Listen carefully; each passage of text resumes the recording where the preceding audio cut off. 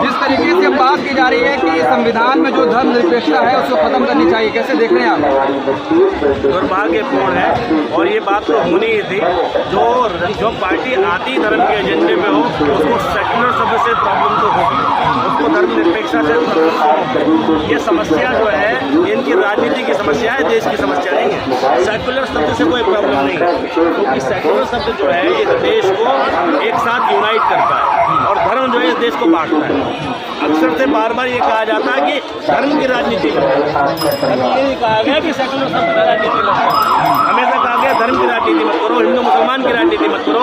एक मात्र शब्द था सेक्युलर, जो इन चीज़ों को खत्म करता था, इन पर विराम लगाता था। लेकिन इससे भी तकलीफ है और इसको खत्म करने का मतलब ये है कि इस देश में धार्मिक उन्माद को जन्म देना। इसको खत्म करने का मतलब ये है कि इस देश में अपने धार्मिक एजेंडे को जो राजनीतिक पार्टी से साथियाँ ही वो सीधा करेंगे।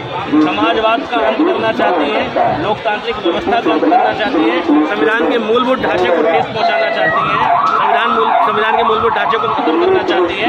इसलिए ऐसी बातें की जाती है। लेकिन कह रहे हैं कि मूल भावना संविधान की मूल भावना का हिस्सा ही नहीं है, वो मूल प्रस्तावना में नहीं है। लेकिन संविधान में आर्टिकल 15 है कि नहीं है? संविधान का आर्टिकल 15 क्या कहता है? 15 ये कहता है कि भाई तुम हिंदू हो इसलिए तुम्हें धार्मिक स्थल पर जाने की आज़ादी है, तुम सड़क पर कावड़ ले जा सकते हो और मुसलमानों के लिए नमाज नहीं पढ़ सकते। ऐसा कहता है क्या आर्टिकल 15? हमारा आर्टिकल 15 ये कहता है कि भाई हमारा संविधान धर्म के आधार पर, जाति के आधार पर, लिंग के आधार पर, जन्म स्थान के आधार पर, भाषा के आधार पर भेदभाव नहीं करता, सबको समान भाव देता है।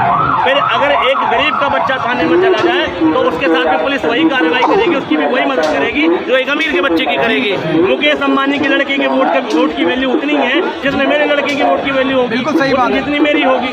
तो जब संविधान हमें बराबर रखता है, एक संविधान हमें बराबर क्यों रखता है? क्योंकि संविधान की मूल प्रस्तावना में हो ना हो, लेकिन संविधान की धाराओं में, संविधान के मौलिक अधिकारों में, संविधान की संरचना में एक धर्म नहीं है, जाति नहीं है, भेदभाव नहीं है। और उस भेदभाव को खत्म करने वाला जो शब्द था वो सेक्युलर था।